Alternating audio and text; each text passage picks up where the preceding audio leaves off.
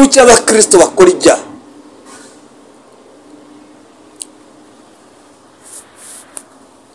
Twigeze kujya mu nama umunsi umwe,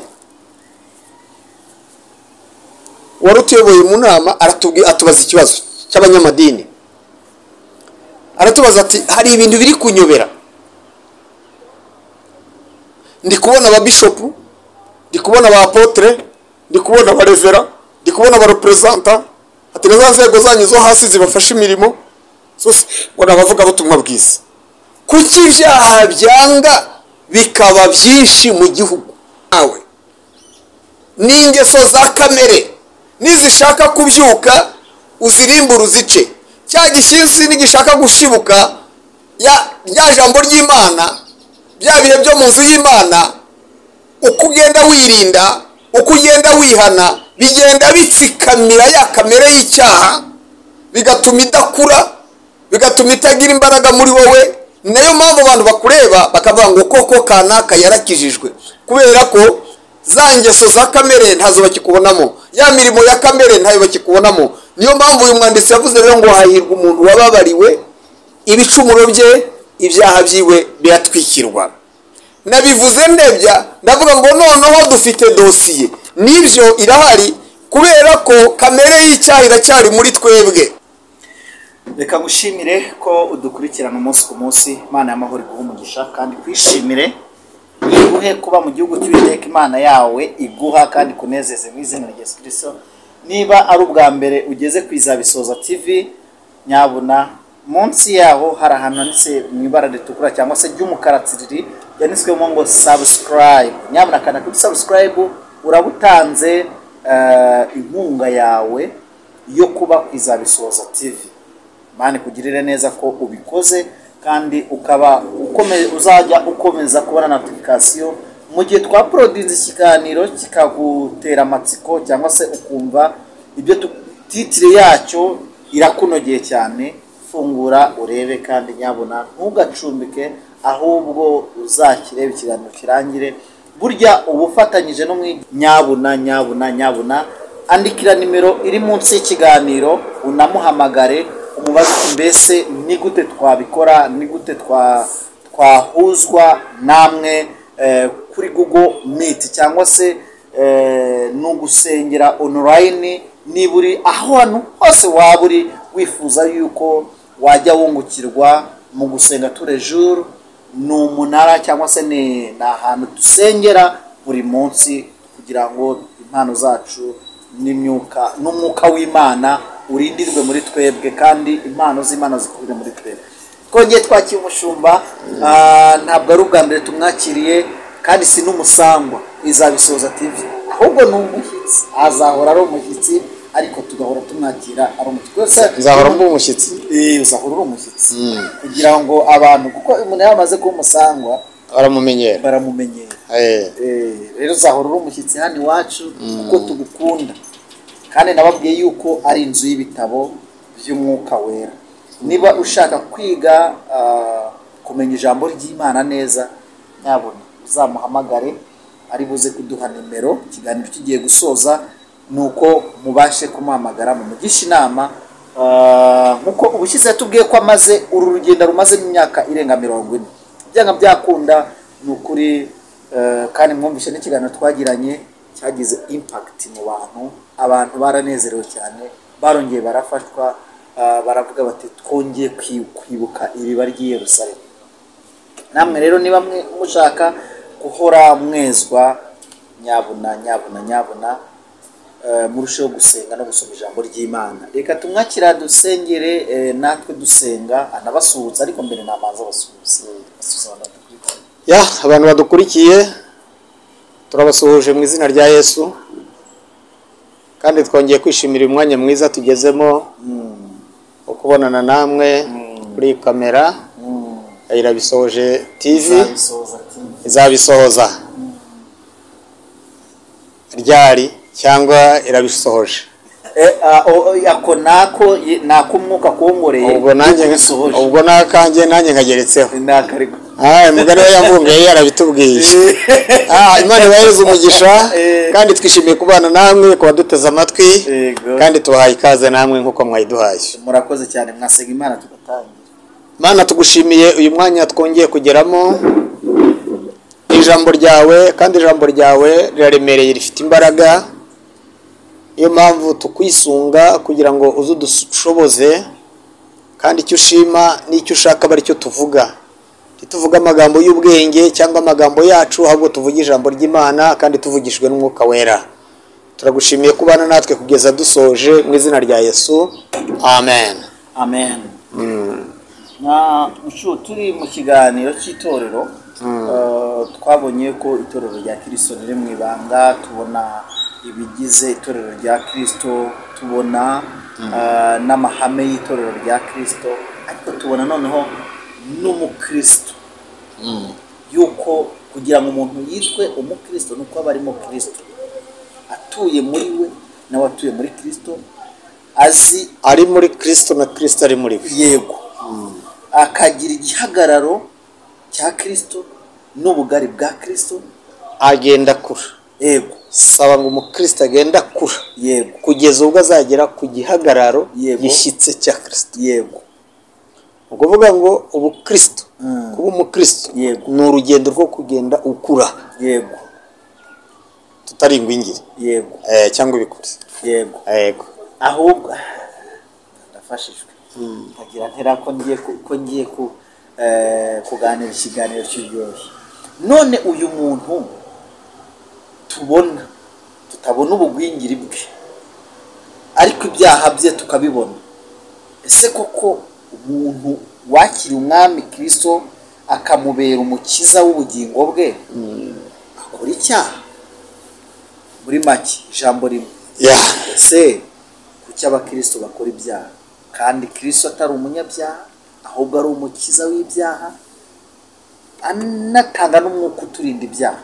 Bigenda bite kugira ngo umuntu wa Kristo mu byaha bwa kabiri wemeye yuko Kristo amubera umwami n'umukiza, bigenda bite kugira ngo akore ibyaha? Mwanyemerera mbere yo gusubiza icyo kibazo tukifashisha ijambo ry'Imana. Yego. Turasoma mu rwandiko rwa mbere rwa Yohana, ibice 3, umurongo wa 4 tugeze ku wa 10. Twongere dusome Zaburi ya 32. Yego. Duhereye ku murongo wa mbere wonyine. Yego. Dusome: umuntu wese ukora icyaha abagomye, kandi icyaha nibwo bugome. Muzi yuko uwo yerekaniwe gukuraho ibyaha kandi nta cyaha kimurimo. Umuntu wese uguma muri we ntakora ibyaha.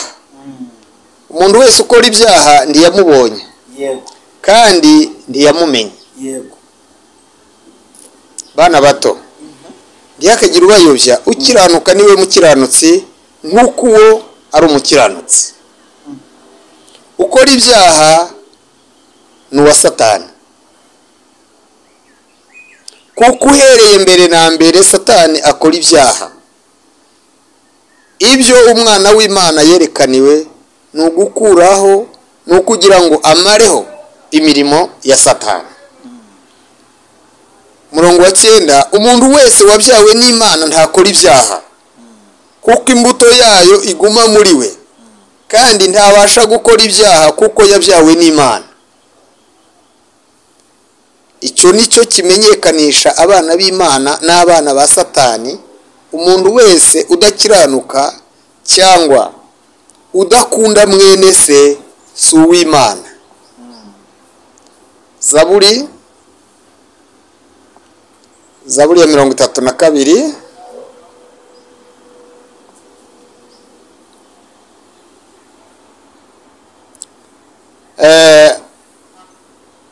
Haravuga ngo hahirwa ababariwe ibicumuro bye, ibyaha bye bigatwikirwa. Amen. Amen.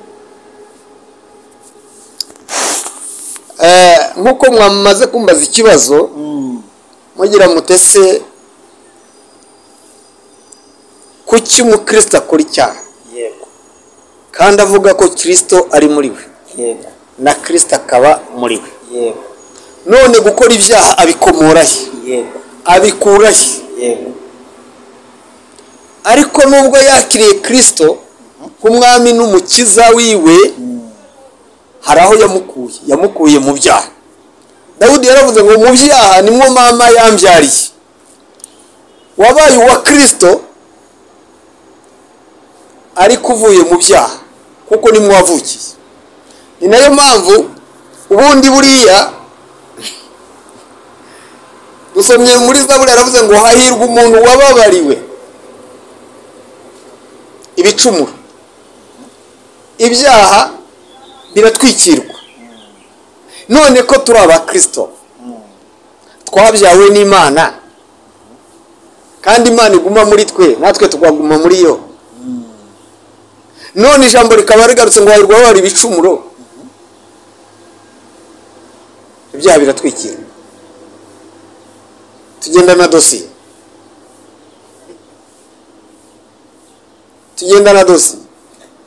Ndibaza n'amategeko y'isi iyo ubabariwe ibyo wakoze dosiye bayigira burya. Barishangira burya barishangira. Ijya muri archive.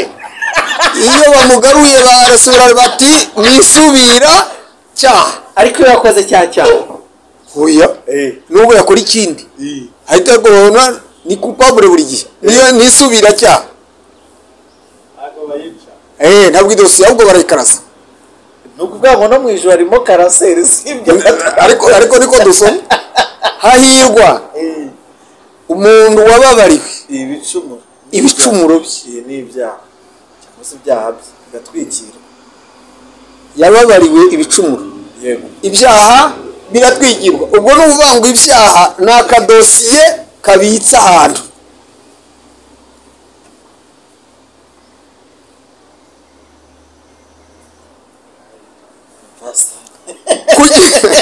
Kuki rero abakristo bakora ibyaha? Yego. Ndagira ngo muri iki kiganiro mbanze nguhe inzego enye. Yego. Inzego enye z'ibyaha. Inzego enye z'ibyaha cyangwa inzego zituma umuntu yitwa umunyabyaha. Icya mbere ni ibyaha byo mu bitekerezo. Gutekereza k'umuntu no kwibwira ko umwana w'umuntu ngo Imana ibona ari kubi, niko mwitangiriro hatubwira.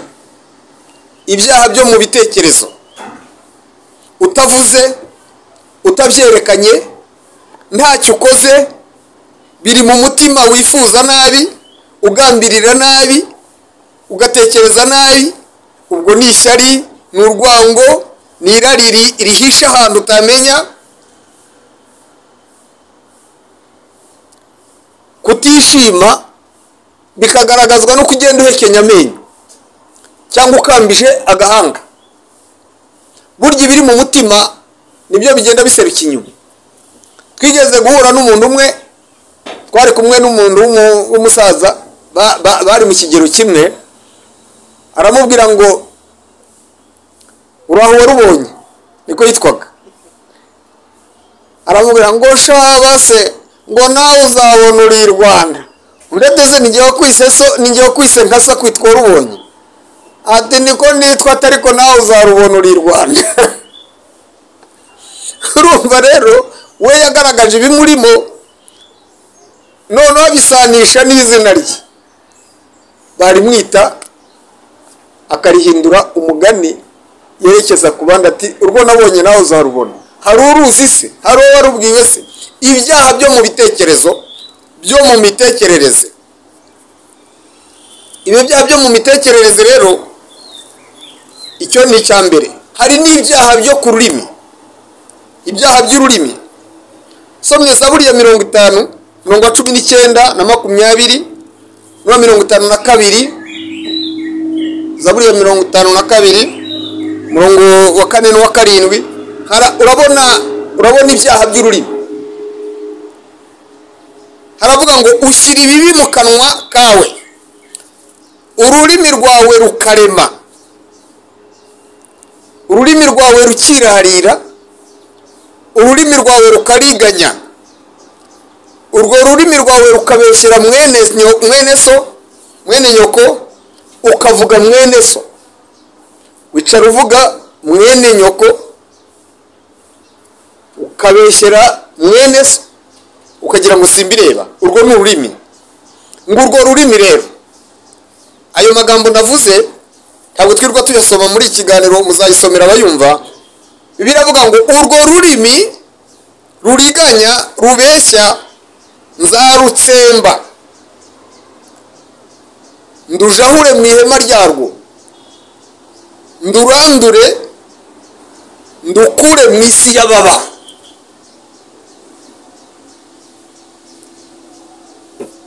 Ubu ngubu urebye ibyaha biri gukorwa mu isi, mu byaha bifite umwanya munini n'ibyaha by'ururimi. Abantu kubeshyera abandi, kuriganya, umuntu akaza akakwishushanyaho n'ururimi rwiza, mu kanya akagaruka ari umuriganya, akaza gusaba ngumpa mwe n'ikibazo nguriza amafaranga, kubera ko umwizera nta nyandiko, azagaruka kuriganya kubwire ngo zana inyandiko. Turetse kuganira n'umuntu ambwira uburyo abantu bagurijanye amafaranga, noneho rero yari amafaranga ageze kuri miliyoni 2, amuhereza sheki, ajya kumwishyuza. Rero aramubwira ati amafaranga sindayabona.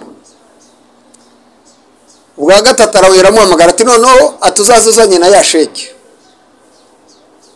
Bicaye aramubwira ati zana mbereza ya sheki naguhaye. Arayimuhereza. Amaze kumuhereza ya sheki ahita yitamira, arayikandakanda n'impapuro, arazimira aramubwira ati genda ujye kuregera ushaka. Arya sheke kugira ngo atazayimuregera. Cyo ni ikibazo cy'ururimi. Yaje amusaba, none agarutse amuriganya. Urwo rurimi nzarutsemba, ndujahure mu ihema ryarwo, ndurandure ndukure mu ihema ryarwo. Narasomye Bibiliya ndatangara. Ni ukuvuga ngo ururimi rubeshya, ururimi ruriganya, ruvuga mwene so kabeshyera mwene nyoko, rwamaze kuba kondane, rwamaze gucirwaho urubanza. Kandi ibyo ni ibyaha bikorwa na benshi, ni ibyaha n'abakristo bakora. Niyo mpamvu muri kiganiro cyacu turi kwibaza ngo kuki abakristo bakora ibyaha. Kandi twasomye ko ukora ibyaha ni uwa Satani. Ukora ibyaha ntiyabyawe n'Imana, si uw'Imana ahubwo ni uwa Satani. Ejo bundi naganiriye n'abantu, ndababwira ngo dufite ikibazo cyo gushyira ibyaha mu nzego. Tumaze kugira ibyaha byoroshye n'ibyaha bikomeye, tukagira n'ibyaha Imana yatorera n'ibyaha biri intolerable. Ariko ndababwira ngo dufite ikibazo cyo kutamenya ko hari ibyana by'ingunzu byonona inzabibu zirabije. Turi gufata bya nyina, ariko ibyana ntitubifate, bikayongobeza ubugingo bukamungwa, tukaba imbata z'icyaha, tukimika Satani kandi twitwa abakristo. Niyo mpamvu Bibiliya tubwiye ngo uguma muri we ni uw'Imana, kandi umwana w'Imana icyo yereka ni ugutsembaho, ni ukumaraho imirimo yose ya Satani.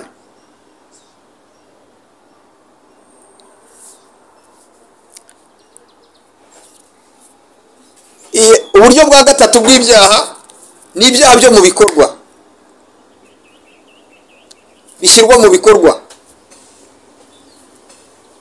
Gusambana, kuroga, inzaratsi, kwica, guterekera, kuraguza, gusenga ibishushanyo, kugambana, gusinda, itabi n'ibiyobyabwenge.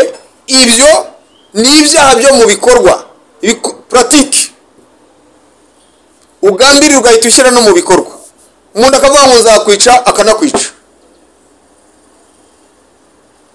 umuntu akakubwira ngo nzagukorera ibi koko akabigukorera. Ibyaha byo mu bikorwa kenshi na kenshi rero mu rwego rw'iyobokamana dukunda tukabwiriza abantu ibintu binini bigaragara, tukabwira ngo gusambana, kurwana, gusinda, bya bindi bigaragara bituma ugira izina, bakwita izina. Urabona ko hari igihe umuntu aba umunyabyaha cyangwa ibyaha akora ari byo bamwitiriye. Niba ari umusinzi baravuga ati yewe ndashaka kujya kwa kanaka, mwahandangira bati kanaka wa undi umusinzi, ntabakitira izina rye, yitirirwa ibyaha akora. Aba yarabonye ikirango, yarandikishije icyapa cyiwe kikaba kizwi.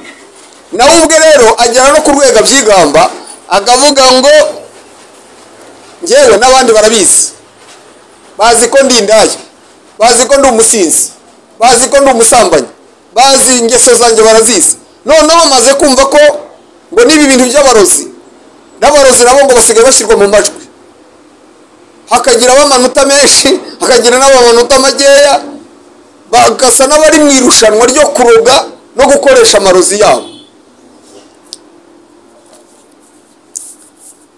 Muri iki kiganiro impamvu navuze ngo kuki abakristo bakora ibyaha, uyu mwaka mperutse kumva icyegeranyo cya RGB bavuga ngo mu ibarurishamibare babaruye abakristo basanga ari 89% mu Rwanda, simvuze mu isi yose. Niba mu Rwanda abakristo ari 89%, hari ababatirijwe mu Katolike, hari ababatirijwe muri ADPR, hari ababatirijwe muri Zayoni, hari ababatirijwe. Ibarurishamibare rirerekana ko ni ukuvuga rero ngo niba abakristo ari 89% mu Rwanda, ariko ibyaha by'indengakamere bikaba bigenda biba byinshi, kandi wanareba wa wundi bafatanye urumogi, bafatiye mu nzu yaciye inyuma umugabo we, wa wundi wishe umugabo we cyangwa umugore we, uzasanga yarabatijwe, yarakomejwe, yarasenze, yarabaye n'umuririmbyi, ari n'umuririmbyi. Urugero rwa bugufi muri 2019 n'ejo bundi mbere yuko covid iba, muri paruwase nayoboraga hari ku igaburo ryera mu kwezi kwa 9 niba atari kwa 10 simbyibuka neza. Turi ku igaburo ryera turirimba, dusenga, turya igaburo ryera, umugabo umwe asohoka ahaguruka muri korari aririmba ikorasi, arangije arasenga, avuga indimi zirenze ukwemera, kugeza ubwo natangiye kuvuga ngo nibamwicaze, ariko ubona ari mu yindi si. Dukora igaburo ryera turasoza turataha. Kwa gatatu mbona telefone bati wa mugabo ribira mujyanye, wundi wavugaga indimi, wundi wasengaga cyane, wari no kwigaburo ryera, rya jambo doretse kwiga mu nyigisho z'itorero muri cya kiganiro cyacu cy'itorero. Yari igaburo ryera, kajya ajya mu kirere, afata umugati, afata igikombe cya divayi, ajya mu kirere. Bati ribira mujyanye, imujiji ati yagize ubufatanyacyaha, yafatanije n'umuhungu we n'umugore we, bica umukazana wabo, bamuhamba mu ntanzi z'urugo, bahatera imiyenzi, bamutabitsa aho ngaho. Akana k'imyaka 4 nuko kavuze ngo dore ngo papa ngo niwe waciye amakoma, basanze umurambo w'uwo mudamu baramutabye muri uwo mwobo mu ntanzi z'urugo yambaye ubusa, baramurambitse ku makoma, yarakatiwe, ari muri centrale. Yari yagigaburo ryera, yari ari kuririmba, yari umukristo, ahubwo wari no kumwibeshya ati noneho sino arenze no kuba umukristo sinzi ikindi twamwita. Nyakamana gato. Kuki abakristo bakora ibyaha?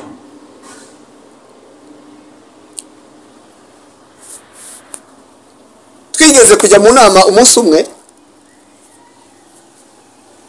wari utuyoboye mu nama atubaza ikibazo cy'abanyamadini. Aratubaza ati hari ibintu biri kunyobera, ndi kubona aba bishopu, ndi kubona aba apotre, ndi kubona aba revera, ndi kubona aba representa, ati nazo nzego zanyu zo hasi zibafasha imirimo zose ngo nabavuga butumwa bwiza. Kuki ibyaha byanga bikaba byinshi mu gihugu? Amategeko, ubugenzacyaha, ubushinjacyaha, kandi abo bose ntawe wasanga umupagani, usanga afite izina rya kabiri: Feliciyani, Gerard, Yohani, Mariya, nandi yarabatijwe yitwa umukristo. Kuki rero abakristo bakora ibyaha? Urwego rwa kane cyangwa uburyo bwa kane bw'ibyaha ni ibyaha icyo twakwita icyaha cyo kwinangira umutima, endurcissement de cœur. Ngewe mu kiganiro cyanjye maze gusoma ijambo ry'Imana nasanze no kwinangira umutima ukawuhindura nk'ibuye. Wowe ubwawe ni wowe uhindura nk'ibuye, kubera ko bajya bavuga ngo umuntu agira umutima uhana. Mu muntu hari umutima ugushinja n'ugushinjura, hari ijwi rigushinja n'irigushinjura. Noneho rero iyo wemeye ijwi rigushinjura uba ugize umutima uhana, ariko iyo winangiye kiba icyaha, umutima uba nk'ibuye. Noneho wasigara ukora icyaha kandi kinagaragarira bose, wowe ukabona atari icyaha, mu gihe abandi bari kukubwira ngo ni icyaha, wowe ukabona ni ubuzima bwawe busanzwe. Kubera iki? Kubera ko umutima wawe wabaye ikinya, umutima utihana, umutima utagushinja, kandi uwo mutima ntugira imbabazi, nta nubwo wakira imbabazi, kandi ntunatanga imbabazi, wabaye ikinya. Ubu buryo bune rero bw'ibyaha nk'uko maze kubivuga: ibyaha byo mu bitekerezo, ibyaha by'ururimi, ibyaha byo mu bikorwa, n'ibyaha byo kwinangira umutima, bijya bihindura umuntu nk'inyamaswa. Kuko umwanditsi urwandiko rwa Petero rwa mbere aravuga ngo abantu babaye inyamaswa abantu. Ubundi inyamaswa itera ubwoba, inyamaswa iraryana. Muri iyi minsi ya none urareba umuntu ukamubonamo ikindi, ukabona nta bumuntu akigira, yabaye nk'igikoko. Ibi byaha, izi nzego enye z'ibyaha navuze zihanwa no mu buryo butandukanye. Hari uburyo butandukanye bune bwo kwihana, ariko ndacyari kuri cya kintu kivuga ngo kuki abakristo bakora ibyaha. Yarabatijwe, arasenga, araririmba, ni umuyoboke w'idini runaka, ariko aragenda yobagurika. Yewe hari n'akarusho, hari n'abavuga izindi ndimi bitwa abanyamwuka, ariko akariganya, agahuguza, akabeshya, agasambana, agashinja ibinyoma n'ibindi na za ruswa n'ibindi, bikamugaragaraho kandi yitwa yarabatijwe. Ariko twasomye ijambo rikomeye rivuga ngo hahirwa umuntu wababariwe ibicumuro, ibyaha bye bigatwikirwa hano runaka. Noneho rero wakwibaza ngo mbese ubwo bimeze bityo icyaha ni iki? Ibicumuro ni iki? Icyaha ni iki? Ibicumuro ni iki? Reka ngereranye n'urubuto. Reka ngereranye urubuto rw'igiti runaka. Urubuto barushyira mu gifumbiro, rukamera rugaterwa, rwa rubuto rugakura, rukiri ingemwe yo hasi, uba utaramenya ngo iyi mbuto, iki giti kizera izihe mbuto. Gukura kw'igiti rero kugenda kugaragaza cya giti icyo ari cyo. Niwe tumenya ngo iki giti ni voka, iki giti ni ipera, iki giti ni amababi yacyo ni amahwa, kirahanda, n'ibindi. Niko rero n'icyaha gikura mu muntu. Zaburi ya 51 umurongo wa 7 nakunze kubivugaho, haravuga ngo mu byaha nimwo mama yambyariye. Ni ukuvuga ngo iyo umuntu akura, n'abanyarwanda barabivuga mu sigamigani zabo, baravuga ngo umuntu akura agenda kuza ingeso. Iyo umwana akiri umwana muto aba ari nka marayika, ahandi baravuga ngo aba ari igisekeramwanzi. Ariko uko umwana agenda akura, ingeso z'umwana zigenda zigaragaza, imikurire y'umwana igenda igaragaza ingeso ziwe. Ingeso z'umwana zigenda zigaragara, ukabona umwana atangiye kwiba, agakora mu nkono, agakora mu isukari, agahisha amaboko kugira ngo utareba intoki ziwe, wamuvugisha akagutuka ngo toka cyangwa ibindi, ukabona utuntu tw'utugeso tugenda dukura muri we.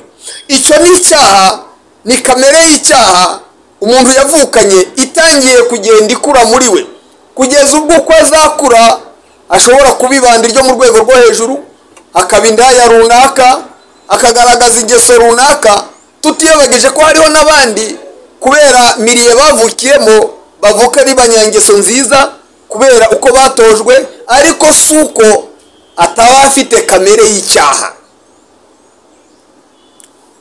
Icyaha rero ni kamere y'icyaha ikurira mu muntu.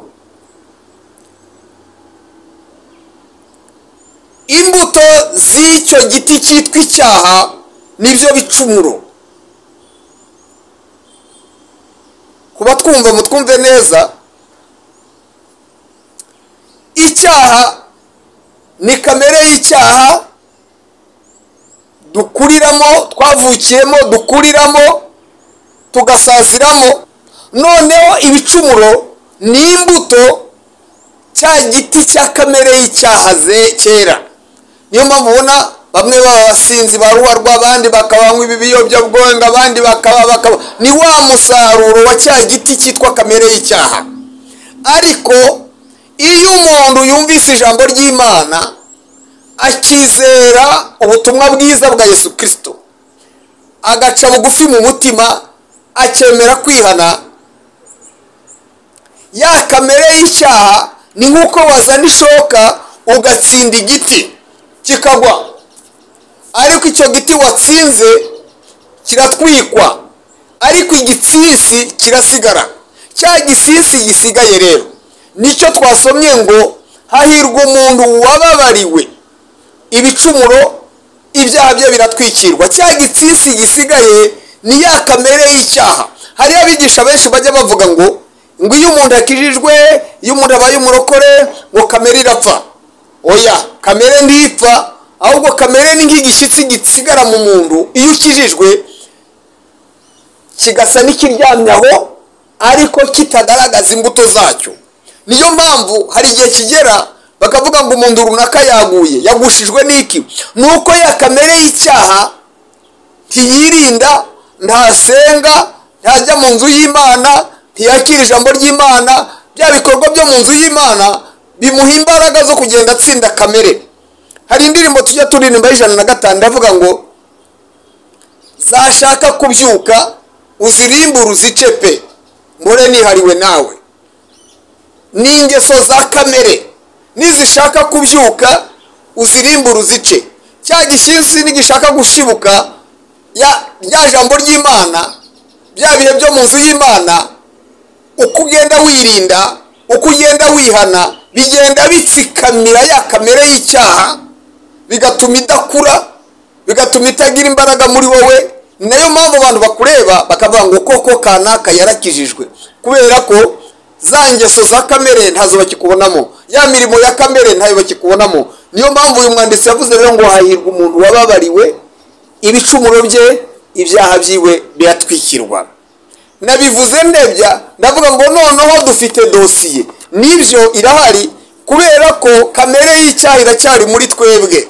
Kuki abakristo bakora ibyaha?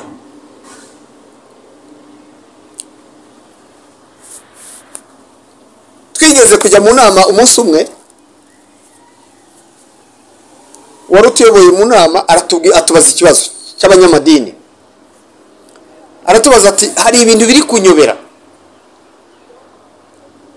ndi kubona aba bishopu, ndi kubona aba apotre, ndi kubona aba revera, ndi kubona aba representa, ati nazo nzego zanyu zo hasi zibafasha imirimo zose ngo nabavuga butumwa bwiza.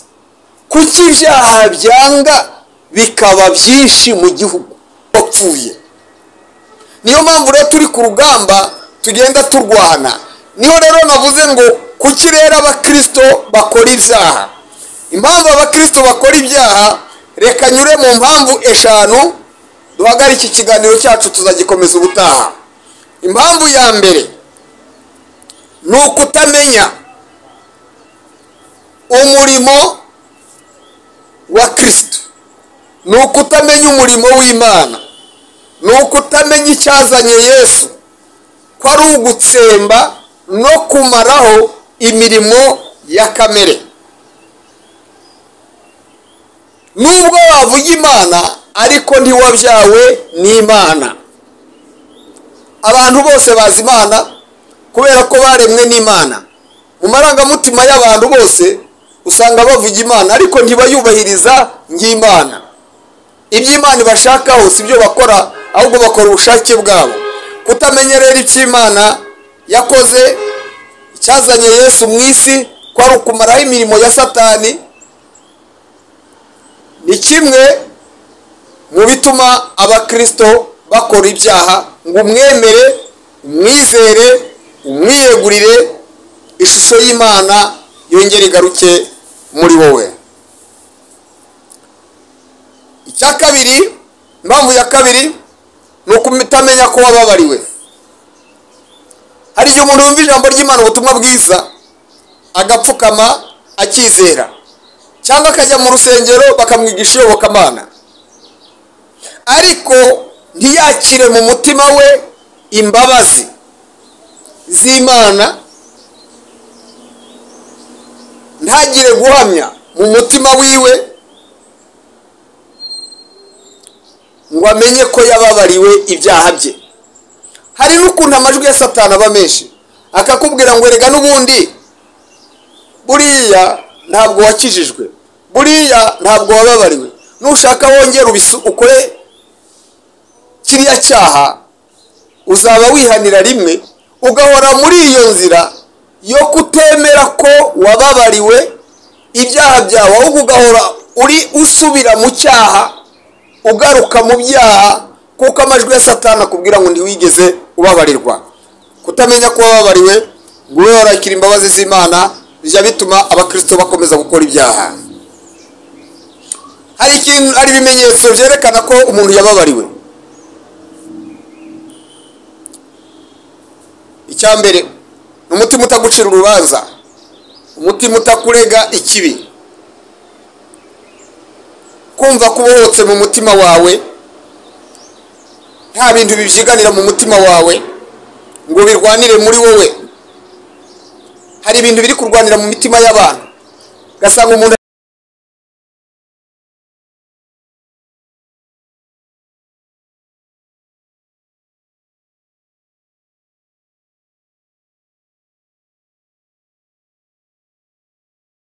mu mitima y'abantu, ugasanga umugabo ari kurwana n'umugore batari kumwe, ararwana nawe mu mutima, ugasanga umugore ararwana n'umugabo mu mutima, ugasanga abana bari kurwana n'ababyeyi mu mutima. Uri mu nzira ugenda ariko ufite ibyo urwana nabyo ufite abo urwana nabo muri gukirana nabo, icyo ni icyaha gihaye kirwanira kibyiganira mu mutima wawe.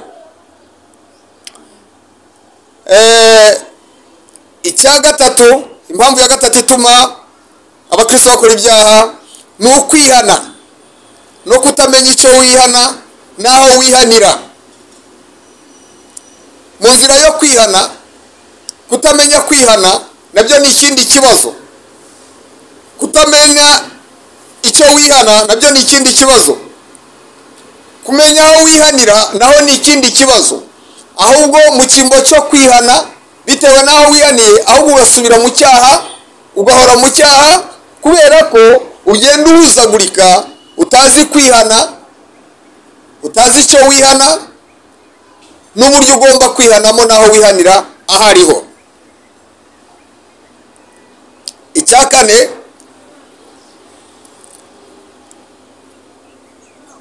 ni icyaha cyo kutanyurwa.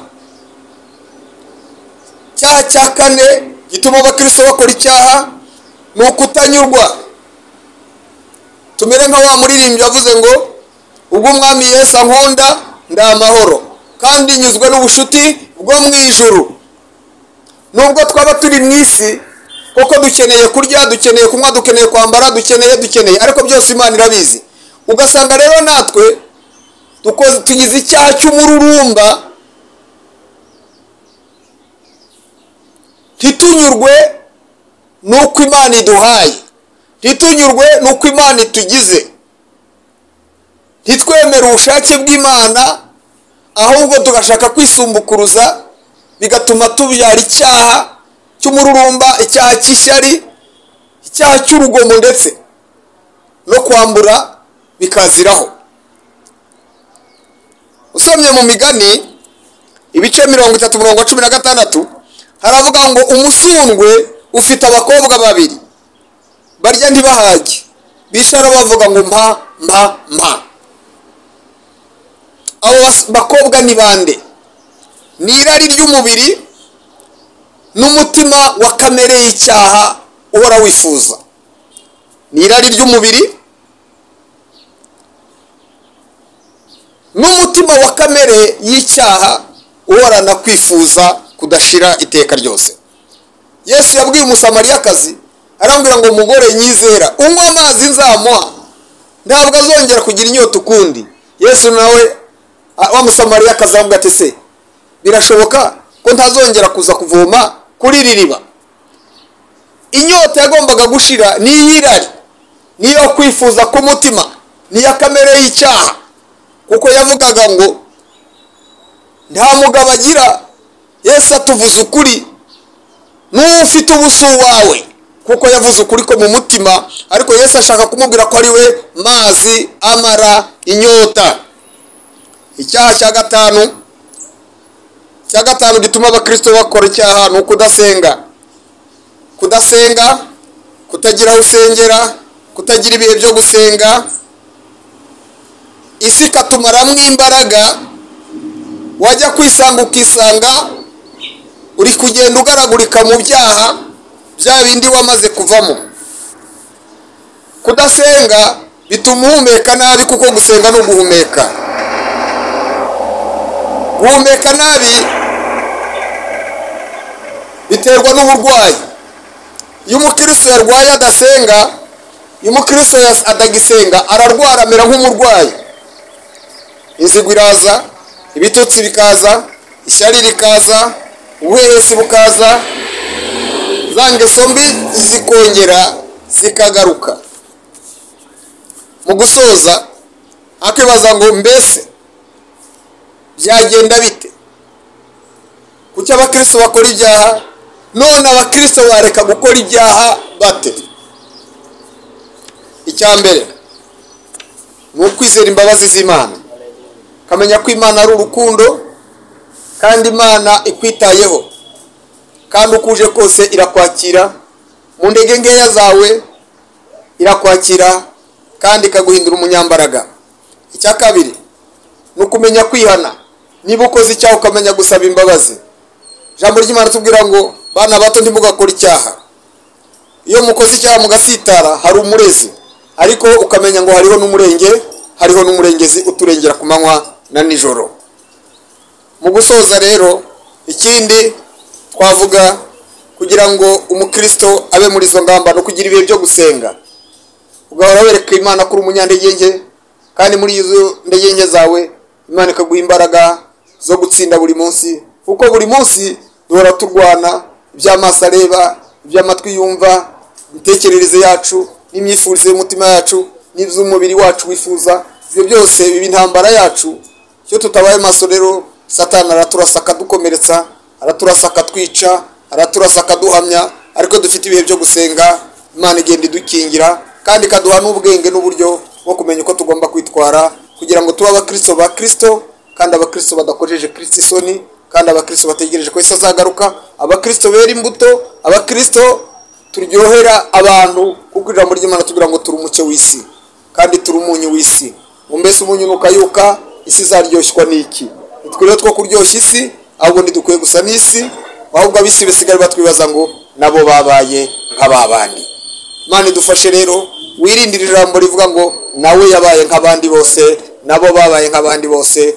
Uhirimbanire gusa na Kristo no kugera ikirenge mu cya Kristo, kugeza ubwo uzagera ku kigero cya Kristo ashima kandi ashaka. Imana iduhe umugisha kandi Imana itugirire neza, mu izina rya Yesu, amen.